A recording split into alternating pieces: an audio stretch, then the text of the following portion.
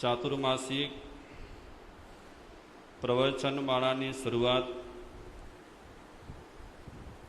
કરીએ એ પહેલાં 9-10 દિવસ દરમિયાન 5 સંદેશ પર વાત કરીશું, 5 ઉપદેશ પર વાત કરીશું, 5 મુદ્દા પર વાત કરીશું.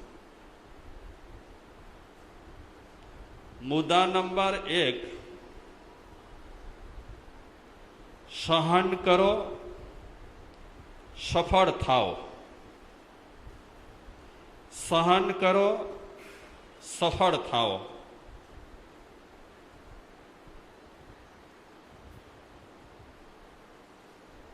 જેને સફળ થવું છે અને જેને સફળ થવું હોય એને સહન કરવું જોઈએ.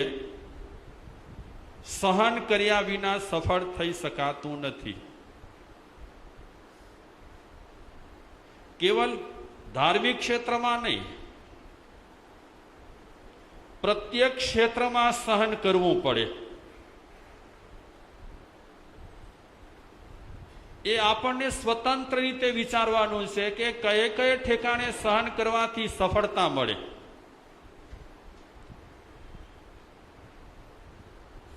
સહન કર્યા વિના સફળતા મળી શકતી નથી.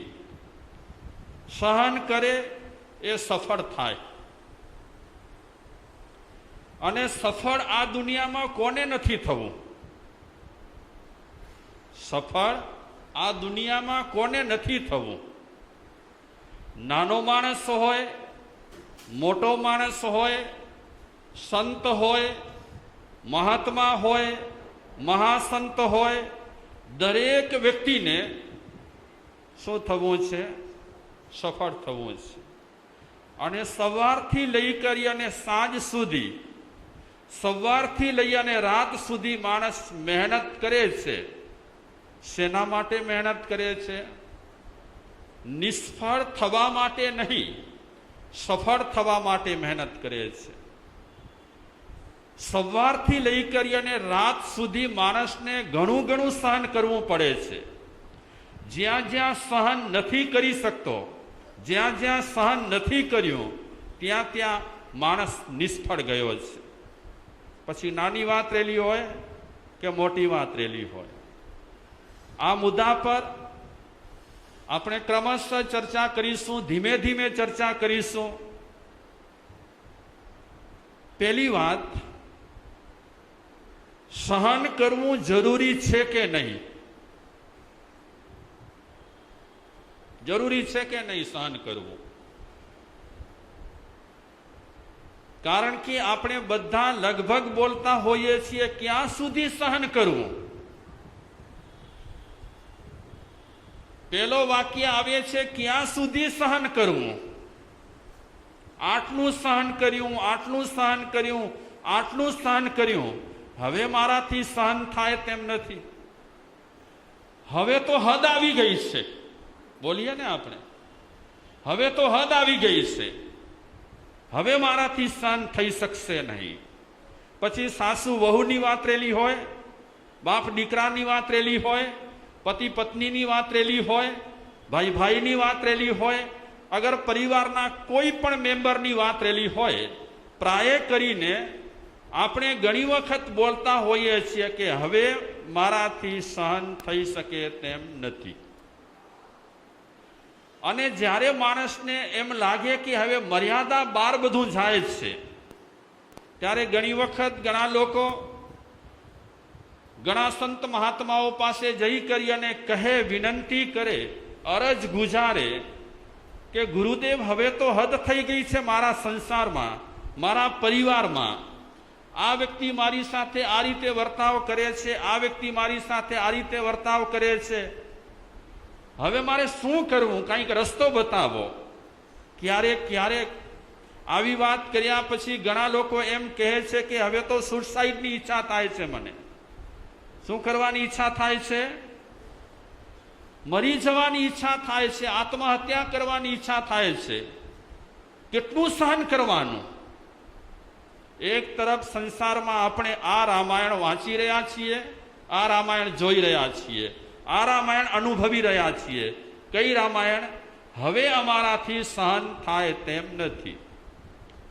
સાસુ અને વહુ એ પણ પોતા માટે ફરિયાદો કરે છે. સાસુ પોતાના વર્તુળમાં વાત કરે છે કે વહુએ તો હવે હદ કરી છે. તો વહુ ક્યારેક સાસુ વિશે વાત કરે છે કે ખરેખર આટલું કર્યા છતાં પણ, ઘરમાં આટલો ભોગ આપ્યા છતાં પણ, આટલી મહેનત કર્યા છતાં પણ મારા સાસુજી શું કરે છે?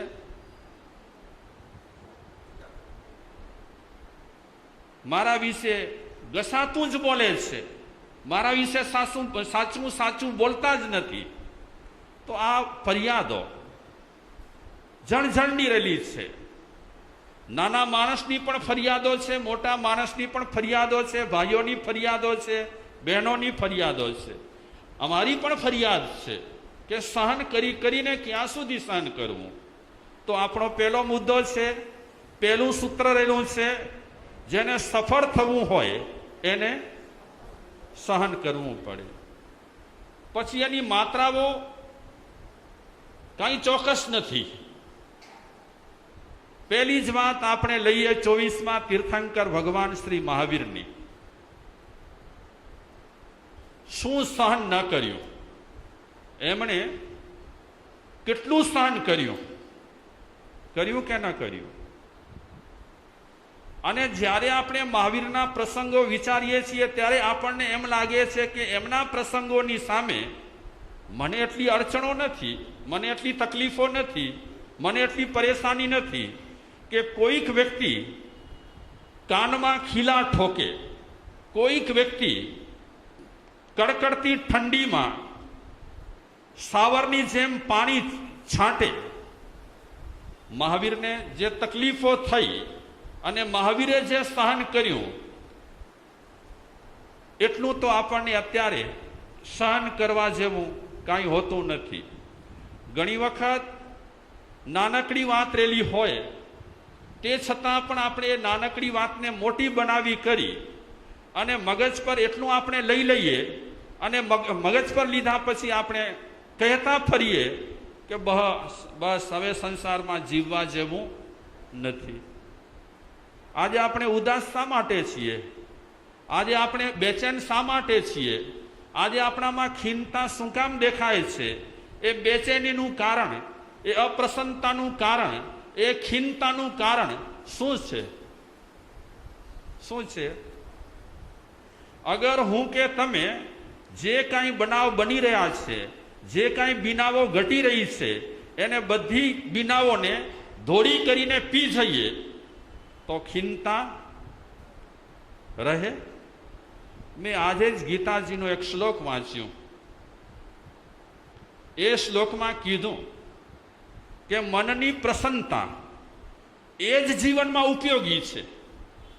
અગર આપણે મનથી પ્રસન્ન હોઈએ, આપણો મન પ્રસન્ન હોય તો કાંઈ નથી દુનિયામાં. દુઃખે દુઃખ છે. આ દુનિયામાં દુઃખની તો વાત શું કરીએ આપણે? ડગલે ને પગલે શું છે? ડગલે ને પગલે દુઃખ અને દુઃખ છે. તો ગીતાજીના એ શ્લોકમાં કીધું કે મનની પ્રસન્નતા માણસની બુદ્ધિને સ્થિર કરે છે. મનની પ્રસન્નતા માણસની બુદ્ધિને સ્થિર કરે છે. જ્યાં સુધી આપણા મનની પ્રસન્નતા આપણે જાળવી ન રાખીએ ત્યાં સુધી આપણી બુદ્ધિ સ્થિર થઈ શકતી નથી. તો અત્યારે આપણે આપણી હાલત જોઈ રહ્યા છીએ. આપણી બુદ્ધિ સ્થિર છે કે અસ્થિર છે? હા, કેવી છે અત્યારે આપણી બુદ્ધિ બધાની? હા, અસ્થિર છે, બિલકુલ અસ્થિર છે. અને આપણી બુદ્ધિ અસ્થિર છે એનું કારણ શું છે? મન પ્રસન્ન નથી. અને જ્યાં સુધી આપણી બુદ્ધિ સ્થિર નહીં થાય ત્યાં સુધી આપણે આધ્યાત્મિક પ્રગતિ કરી શકવાના નથી. સીધી વાત છે. તો બુદ્ધિની સ્થિરતા મેળવવા માટે શું જરૂરી છે? શેની જરૂર છે? હા, મનની પ્રસન્નતા. અને એક સંશોધન થયું છે અમેરિકામાં કે ધાર્મિક વિધિ વિધાનો જે લોકો કરી રહ્યા છે એ પોતાના મનને પ્રસન્ન બનાવી શકે છે. અમેરિકાનું સંશોધન છે. જે વ્યક્તિઓ ધાર્મિક વૃત્તિ ધરાવી રહ્યા છે તે વ્યક્તિઓ ઓછે વત્તે અંશે ઠીક રહી શકે છે, પ્રસન્ન રહી શકે છે. પણ ક્યારેક ક્યારેક આપણને જોવા મળે છે કે ધાર્મિક વિધિ ક્રિયાકાંડ કરનારા વ્યક્તિ પણ કેવા રહેતા હોય છે? બેચેન, મન પર ખીણતા રહેલી હોય, મજા ન હોય, આનંદ ન હોય. અને મનની પ્રસન્નતા વિના તો દુનિયામાં કાંઈ નથી.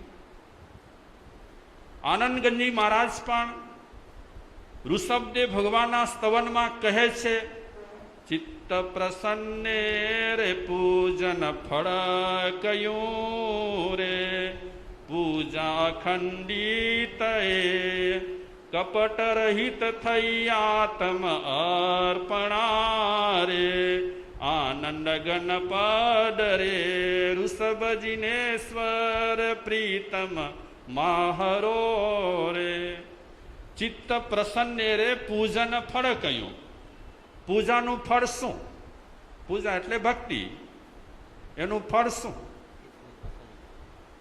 પૂજાનું ફળ, ભક્તિનું ફળ, સાધનાનું ફળ, અનુષ્ઠાનનું ફળ ચિત્તની પ્રસન્નતા. જેટલા આપણે ફ્રેશ, જેટલું મન આપણું પ્રફુલ્લિત, એટલી બુદ્ધિ આપણી સ્થિર. તો સર્વપ્રથમ આપણને શું કરવાનું છે સાધનામાં? મનને કેવું રાખવાનું છે? પ્રસન્ન, ખુશ મિજાજમાં રહેવાનું. પ્રવચનનો આ પહેલો દિવસ છે. ખુશ મિજાજમાં રહેવાનું. આ ફોટો પાડે છે ને, એ ફોટો પાડતી વખતે પણ ઘણી વખત કહે મોઢું તમે મોઢું તમે હસતું રાખો, સ્માઇલ આપો, બાકી બધું અમે સંભાળી લેશું. તમારું નાક આડું હશે, તમારા કાન આડા હશે, બધા ઠીક કરી નાખીશું. પણ તમે મોઢું કેવું રાખો? ખુશ રાખો. Smile, please smile. ચિત્ત પ્રસન્ન સાધક માટે બહુ જ જરૂરી છે. અને આપણું ચિત્ત પ્રસન્ન ક્યારે રહે? ચિત્તની પ્રસન્નતા મેળવવા માટે માણસે સહન કરતા શીખી લેવું જોઈએ. જોકે અઘરું છે, આપણા સૌના માટે અઘરું છે. તમે એમ ન માનતા કે સાધુ સંતો માટે સહેલું છે. કોઈના માટે સહેલું નથી. સહેલું નથી, તે છતાં પણ કરવા જેવું છે.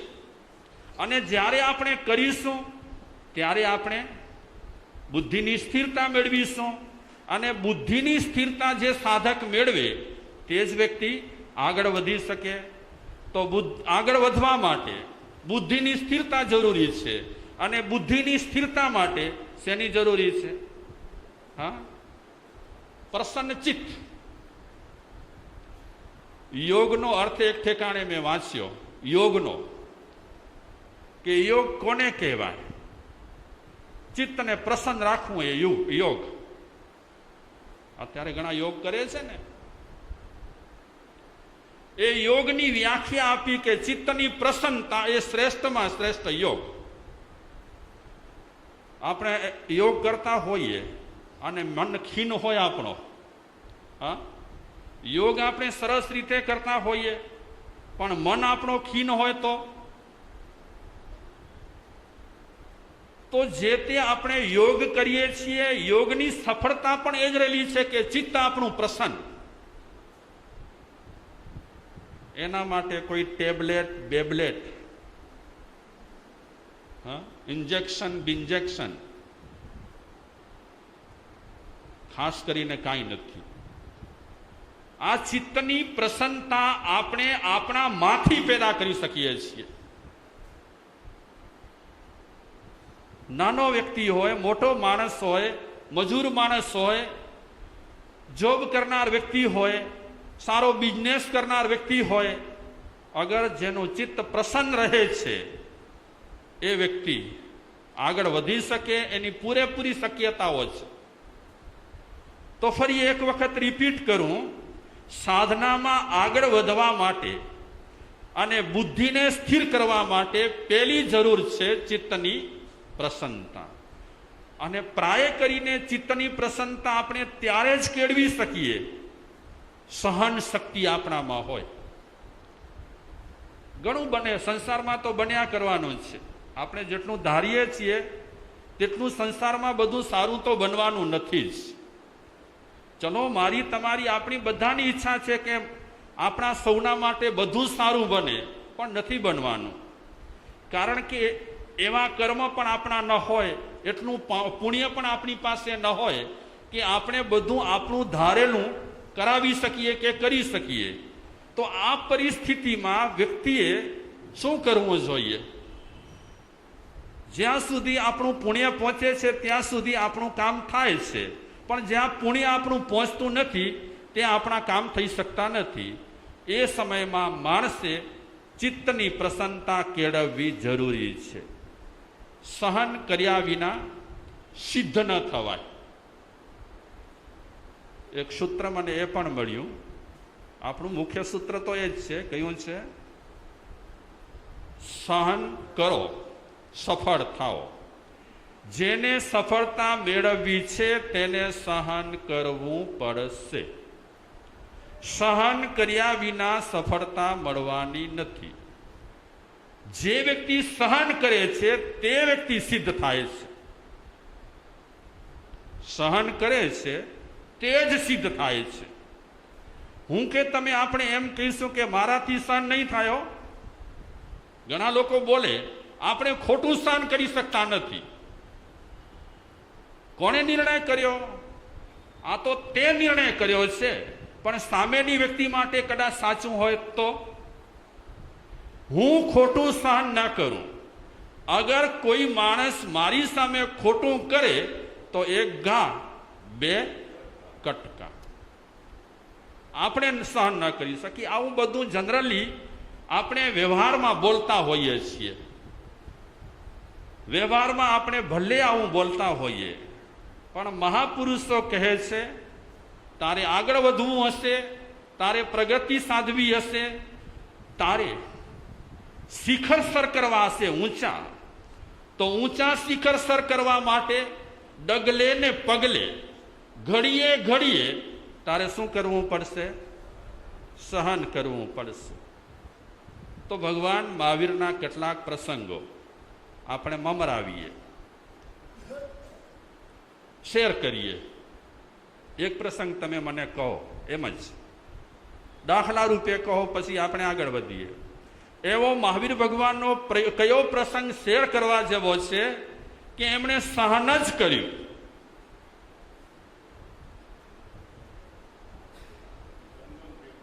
હા, સંગમદેવ. ચલો, તમે મોટો દ્રષ્ટાંત આપ્યો, સંગમ દેવતાનો મોટો પ્રસંગ તમે બતાવ્યો. કેટલું સહન કર્યું, કેટલું સહન કર્યું? આપણે ઘણી વખત બોલીએ થોડું સહન કરવામાં વાંધો નથી, પણ આ તો જાજુ થઈ ગયું છે એટલે સહન નથી થતું. આ માત્રાઓ આપણે નક્કી કરી છે. આ સંગમ દેવતાની વાત આવી, એમાં થોડું સહન કર્યું કે ઘણું સહન કર્યું? હા, ઘણું સહન કર્યું. થોડું કદાચ મહાવીર ભગવાનને થોડું પણ લાગ્યું હોય. માત્રાઓ આપણે મનથી વિચારીએ છીએ. સહન કરતી વખતે ઘણી વખત માત્રાઓ નિશ્ચિત હોતી નથી. વધારે પણ હોઈ શકે, ઓછું પણ હોઈ શકે. શું કર્યું સંગમ દેવતાએ? કે એણે ચેલેન્જ ફેંકી દેવસભામાં. ઇન્દ્ર મહારાજાને કીધું કે તમે મહાવીર વિશે આટલી આટલી વાત કરો છો કે મહાવીર બધું સહન કરી લે, બધું સહી લે. એ મહાવીરને હું એક વખત ડગમગાવું નહીં તો મારું નામ સંગમ નહીં.